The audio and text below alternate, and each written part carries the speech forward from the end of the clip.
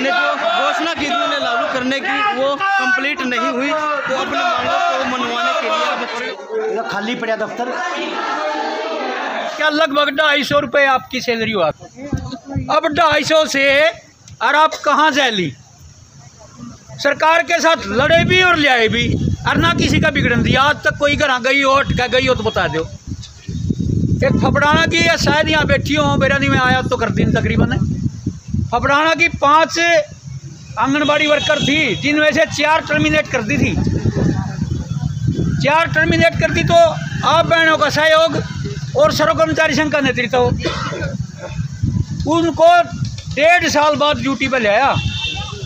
और सरपंच ने कहा था कि मैं तो चटनी चूंगी चूड़ी चूंगी माना जाए ड्यूटी पर आएगी, और ले आए। सरपंच खिलाफ था, गांव का सरकार खिलाफ नहीं थी, सरपंच खिलाफ हो रहा था। किसके सहयोग से?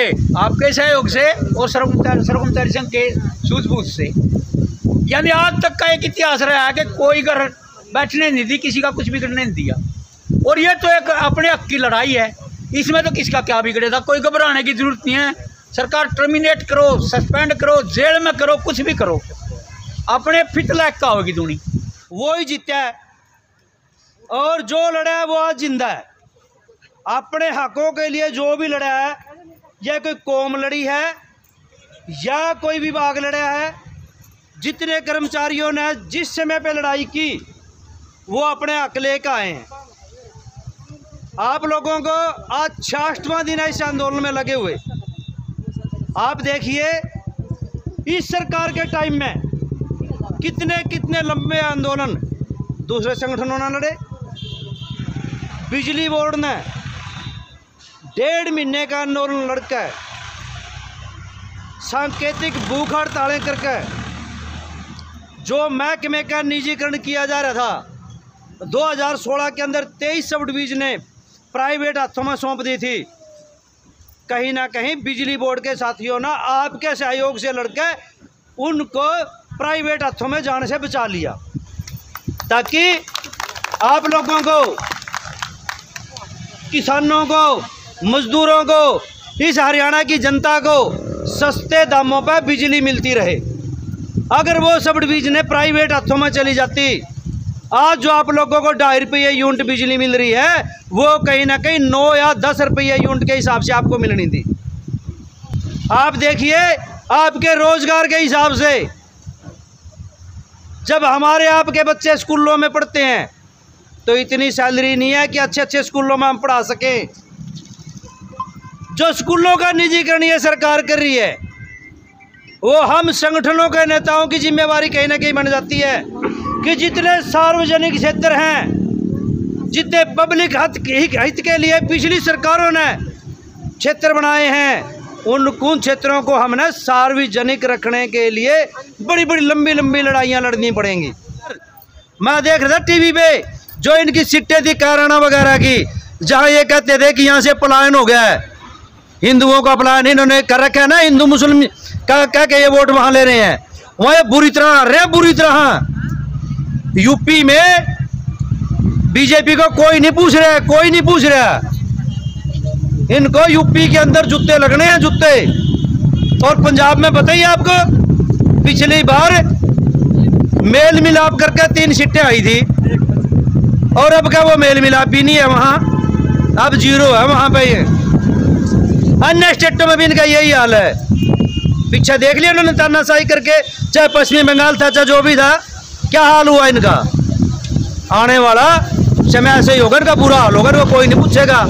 तानाशाह सरकार कोई भी नहीं हो, पीछे कांग्रेस ने तानाशाही की, आप लोगों ने उखाड़ फेंका उसको, चाहे बंसी लाल था, चाहे चौटाला था, चाहे भजन लाल था, चाहे हुड्डा था, किसी को नहीं छोड़ा। और ये योग्य खट्टर क्या है, ये सोच रहे हैं कि हमारी जड़ें जम गई है। जड़ें किसी की नहीं जमी आज तक, एक से एक होके चले गए, जमते ये भी नहीं है। जरूरत किस बात की है? एकता की। मेरी बहनों, आप जाओ पब्लिक के बीच में, आप पढ़ी लिखी हो, आपको पता है इनकी करतूतें बताओ कि ये कर क्या रहे हैं। शुरू में वादे करके आए थे, क्या आए थे, कच्चे कर्मचारी को पैर एक कलम से पक्का करेंगे, पंजाब के समान वेतन देंगे, हर एक डिपार्टमेंट में जहाँ खाली पद पड़े थे उनको भर देंगे। किया क्या इन्होंने? ना तो पंजाब के समान वेतन दिया। जब हमने पंजाब के समान वेतन मांगे, कहने लगा पंजाब में ड्यूटी करो जाके। अरे वोट तो हमने दिए, पंजाब बोलना वोट थोड़ी ना दिए धरता है। हमने वोट दिया, हमने बनाया, हमने वादे करे, हमारे तो वादे करे आपने, तो हम पंजाब के सीएम से वेतन मांगेंगे क्या? फिर आई पक्के करने की बात। इन्होंने क्या किया? पक्के कर्मचारी पीटी टीचर आपके बीच में थे, निकाल दिए। ग्रुप डी में जो लगाए थे 5 जेई थे, 5 जेई की जगह जो ये नई पॉलिसी लेकर 4 कर दिए। उपभोक्ता बढ़ गए, फीडर बढ़ गए, सब स्टेशन बढ़ गए। जेई 5 की जगह 4 कर दिए। एएलएम 40 थे, 13 वो कम कर दिए। एक सब स्टेशन पर 7 आदमी ड्यूटी के पोया करे थे, 1 इंचार्ज, 3 एसए, 3 एएसएस से। इंचार्ज उनसे रेस्ट देगा। नई पॉलिसी लाकर वो 4 कर दिए। 1 इंचार्ज, 1 पावर हाउस था, मैं इंचार्ज हूं, मेरे तक 4 पावर हाउस दे रखे। अब फॉल्ट पड़ गया एक जगह और दूसरी जगह भी पड़ गया, तो मैं कहां कहां देखूं? दूसरा रेस्ट में एक जगह दूं को दूसरी जगह दूं। 12 आदमी 12 रेस्ट देने एक हफ्ते में, 6 दे सकूं मैं, 6 रह गए बंदे। फिर काम देखना, वो काम कौन देखेगा? ऐसे एक डिपार्टमेंट में जहां मना पता कराया, चाहे वो कहीं भी था, कर्मचारी पिछ रहा है, उसका आर्थिक शोषण हो रहा, उसका ड्यूटी के नाम पर भी शोषण हो रहा। 5 लेकिन कर्मचारी क्या कर रहे? अभी मैं यहां बैठे बिजली बोर्ड में देख रहे आप, इतनी बर्डन कि अगर आपने इतना टारगेट है पूरा नहीं करो, तेरी तनख्वाह नहीं मिलती। अगर घर तनख्वाह ना जावा मेरी बहन, और रसोई में सौदा कहां था आवेगा, बच्चों की फीस कहां था देवेंगे? वो भाई डरे डरे मोटरसाइकिल पे अपनी पे तेल फूका है, वो बाजे फिर रहे, अगर इसका बिल लेकर आऊं, ये लाइन ठीक कर दूं, ये वहां वो काम कर दूं। उन्होंने टाइम ही नहीं बिल्कुल भी। 8 से 5 ड्यूटी, रात ना 12-12 बजे घर बढ़ा जाकर तरकीब 5-5 बजे आ जाए ड्यूटियों पे। हमारी लड़ाई है बहनों, हमारी 23-24 की स्ट्राइक थी। ये इलेक्शन करके इसको पीछे कर दिया, मार्च में कर दिया, 28-29 मार्च को। लेकिन हम ऐसी स्ट्राइक करेंगे आने वाले टाइम में, जो 28 मार्च होगी, 29 मार्च होगी, हमने वो बढ़ानी पड़े तो उसने बढ़ावेंगे। हमने सरकार तय ये बताना है कि बिजली वाले साथी ऐसे होते हैं। और पीछे हमने जितनी बार करी ना, हमारी स्ट्राइक को सरकार 2 दिन जेल नहीं पाई, तीसरे दिन ने कह दिया कि आज हो, बस आज हो, बात करो, बात करें, कमेटी गठित करें। आपके साथ भी यही हो रहा है ना। लेकिन लेन देन दे कुछ नहीं, बिल्कुल भी लेन देन दे इनके दो रहे, हाथ खड़े हैं फिर लेन देन दे। हमारी ये लड़ाई है, वादा वो करे सरकार, जो दे सके वो वादा करे। जो वादे इन्होंने इलेक्शन के टाइम करे थे उनको पूरा करे। अगर ये वादा पूरा नहीं करेंगे तो स्ट्राइक ऐसे ही चलती रहेगी, और ये जिम्मेवारी सीधी की सीधी हरियाणा सरकार की होगी। जिंदाबाद जिंदाबाद जिंदाबाद, आंगनवाड़ी वर्कर हेल्पर यूनियन जिंदाबाद जिंदाबाद जिंदाबाद,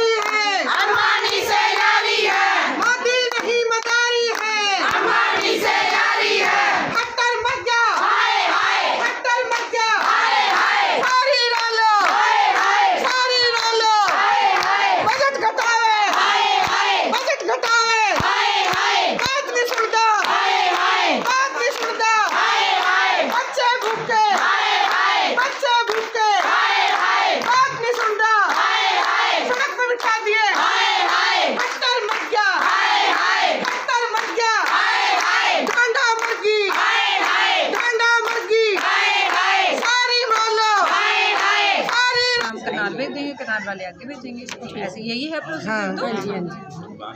आप अपने आंदोलन के बारे में बताइए, कब से आपका आंदोलन चल रहा है और कब तक चल रहा है, क्या आपकी मांगे हैं? 8 दिसंबर से हमारा जो आंदोलन चला हुआ है पूरे हरियाणा के अंदर, ये हमारा आंदोलन है और हम आज हमें 66वां दिन है 66 दिन आंदोलन के चलते हुए, और 66 दिन के अंदर 4 दौर की वार्ता सीएम साहब के 3 दौर की वार्ता हमारी कमिश्नर के साथ हुई है और 1 दौर की वार्ता हमारी सीएम साहब के साथ हुई है।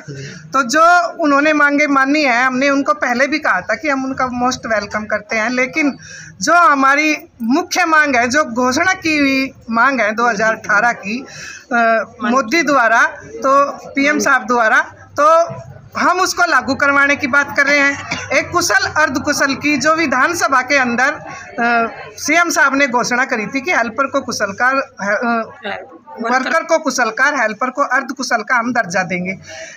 अब जो हमने बातचीत की, सीएम साहब उससे साफ मुकर रहे हैं और कह रहे हैं कि मैंने तो आवेश में आके ऐसे ही बोल दिया था। तो हम जो सीएम साहब को ये पूछना चाहते हैं कि वो सीएम होके इस तरह की बात जो घोषणा करके और फिर ये कह देते हैं कि मैंने तो आवेश में कह दिया था। तो सीएम साहब से हम ये भी कहना चाहते हैं कि आवेश में आकर जो हमारे 1500 750 पीएम साहब ने इसकी 2018 में घोषणा की हुई है उसको भी लागू कर दे सीएम साहब। और जो ये घोषणा करके मुकर जाते हैं, इसकी हम कड़े शब्दों में निंदा करते हैं। उन्हें कुर्सी पे बैठने का कोई हक नहीं है अगर वो इस घोषणा को लागू नहीं करते। और जो हमारी आंगनवाड़ी वर्कर है, इस विभाग की रीढ़ की हड्डी के बराबर है।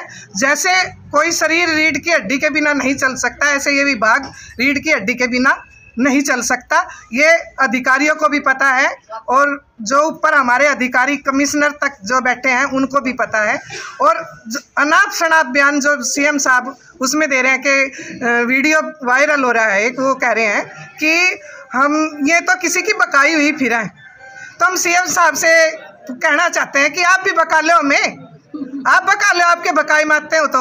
अगर आप हमें बका के हमारे 1500 750 देते हो तो हम तैयार हैं बकाई मारने के लिए। तो सीएम साहब की हम जो ये वर्डिंग है उनकी सीएम होने के नाते, मैं ये कहना चाहती हूँ कि उन्हें सीएम बना किसने दिया, जो उन्हें ये भी नहीं पता कि महिलाओं के प्रति मुझे क्या है। लोकल सीडीपीओ ऑफिस की एक हमारा पीएमवीवाई का पैसा जब से यह स्कीम लागू हुई है आज तक हमें उसका कोई पैसा नहीं मिला। हम ये भी कहना चाहते हैं कि उस पैसे का हमारा तुरंत भुगतान किया जाए। और जो हमारा किराया बढ़ के आया है उसको 1 साल का दे के फिर पीछे छोड़ दिया। तो हम इनसे ये भी कहना चाहते हैं कि जो हमारा बकाया 2021 तक का वो निकाला था वो हमारा डाला जाए, इसमें वर्करों को दिया जाए वो।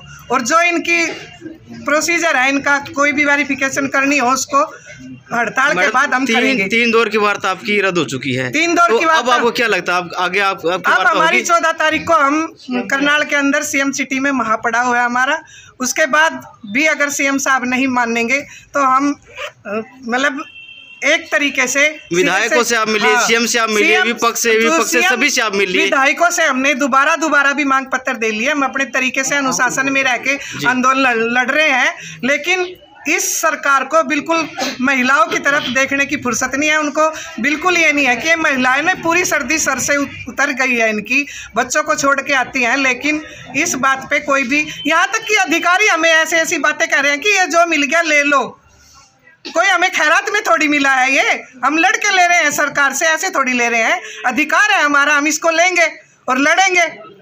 तो हम इनसे ये कहना चाहते हैं। और ये जो तरह की दमनकारी नीति है सीडीपीओ पीओ जो ये कर रही हैं, तो उसको ना करें। और जो सुपरवाइज़र हैं वो हमारे समर्थन में भी है। और दूसरी तरफ हम ये भी जानते हैं कि अधिकारियों का दबाव इनके ऊपर होता है, लेकिन थोड़ा सा हिसाब से चलें और थोड़ा सा जब तक हमारा आंदोलन है ठीक ठाक सा अपना माहौल रखें। अन्यथा धरना तो यो सीएम तो लड़का हटेंगे फिर हम यहाँ भी लगा देंगे, ऐसी कोई दिक्कत नहीं। हम पूरे खुल गए, हर टाइम सिंगा का तेल लगा कर रखें, जीप जी करें जीप लड़ लेंगे आके।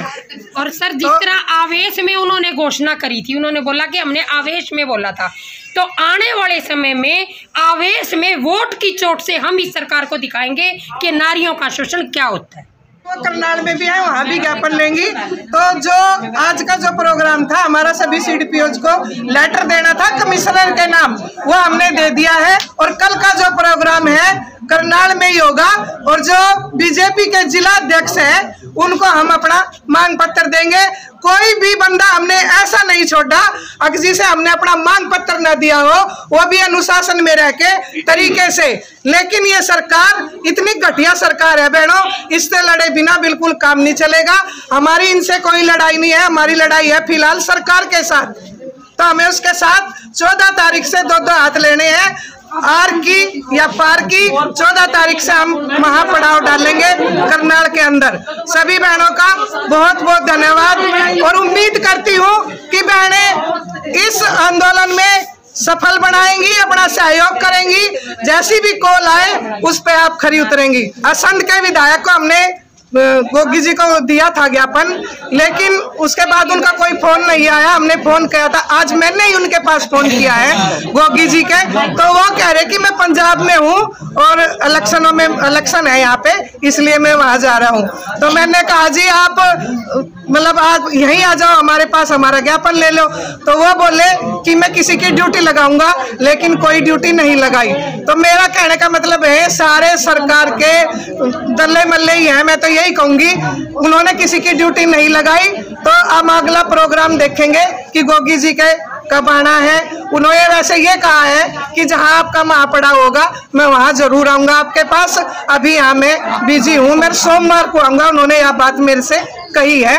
तो हम चलो देखते हैं, करते हैं। जब ये बीजेपी वाले नहीं सुन रहे, विपक्ष के सुनेगा। तो हम सरकार से ये कहना चाहते हैं कि समय रहते जो हमारी बहनें हड़ताल पे चल रही हैं, इनको मतलब जो इनकी जायज मांगे हैं, मांग रही हैं, कोई नई मांग नहीं है, पुरानी मांगे हैं, इनको लागू करे और हड़ताल को समाप्त करे ताकि बहनें अपने काम पर लौटे।